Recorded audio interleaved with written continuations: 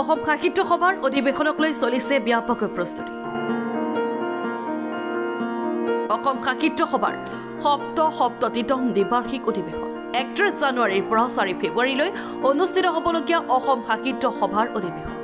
31 জানুৱাৰীৰ পৰা বজালীৰ ভট্টদেৱ ক্ষেত্ৰত অনুষ্ঠিত হ'ব অসম সাহিত্য সভাৰ সপ্ততিতম দ্বিবাৰ্ষিক অধিৱেশন। অসম সাহিত্য সভাৰ অধিৱেশনক লৈ চলিছে ব্যাপক প্ৰস্তুতি। 5 দিনীয়াকৈ অনুষ্ঠিত হ'ব অসম সাহিত্য সভাৰ অধিৱেশন।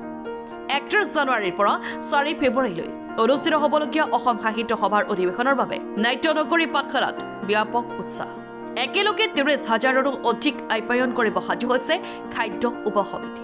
সপ্ততিতম অসম সাহিত্য সভাৰ পাঠশালা অধিৱেশনত আপোনালোকৰ সংবাদ মাধ্যম যোগে আমি সকলো ৰাইজক আমি আমন্ত্ৰণ জনাইছোঁ। লগতে এই অধিৱেশনত এটি 87 ফুট উচ্চতাৰ এটি জাপি আমি প্ৰস্তুত কৰি উলিয়াই আছোঁ আৰু এই প্ৰদৰ্শনীস্থলীতে এই 87 ফুট উচ্চতাৰ জাপিটো আমি প্ৰদৰ্শন কৰিম।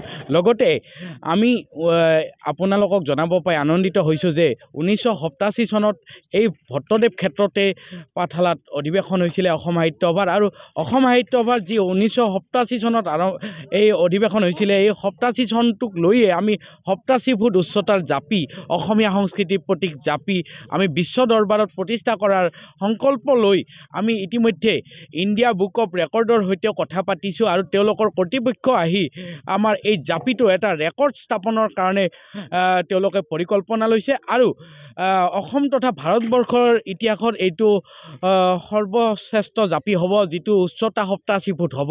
লগতে আমাৰ বিভিন্ন ধৰণৰ কাৰিকৰী সজ্জাৰ উপৰিও প্ৰদৰ্শনীত বিভিন্ন ধৰণৰ ব্যতিক্ৰম কাৰ্যসূচী আমাৰ ৰূপায়ণ কৰা হ'ব। তাৰ উপৰিও আমাৰ বিভিন্ন বিভাগসমূহত বিভিন্ন ধৰণে কাম চলি আছে আৰু সকলোতকৈ এই অধিৱেশনখন সাফল্যমণ্ডিত কৰাৰ স্বাৰ্থত আমি নানান ধৰণে পৰিকল্পনা হাতত লৈছোঁ। আশা ৰাখিছোঁ এই অধিৱেশনখন সফল ৰূপত সমাপ্ত হ'ব। শোভাযাত্ৰাটো 2 তাৰিখে যিহেতু এটা বাৰে ধৰণে সাংস্কৃতিক শোভাযাত্ৰা ওলাব, কেনেধৰণৰ প্ৰতিফলিত হ'ব সেই শোভাযাত্ৰাত?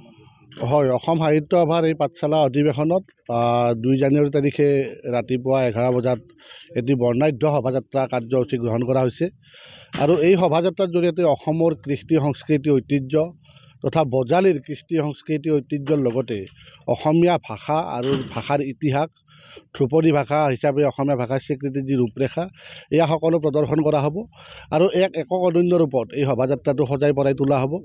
আমি সকলো ৰাইজকে 2 তাৰিখে শোভাযাত্ৰাটো উপভোগ কৰিবলৈ আমন্ত্ৰণ জনাইছোঁ আৰু আমি আশা ৰাখিছোঁ পাঠশালা অধিৱেশন অসম সাহিত্য সভাৰ সৰ্বাংগ সুন্দৰভাৱে ৰূপায়িত হ'ব।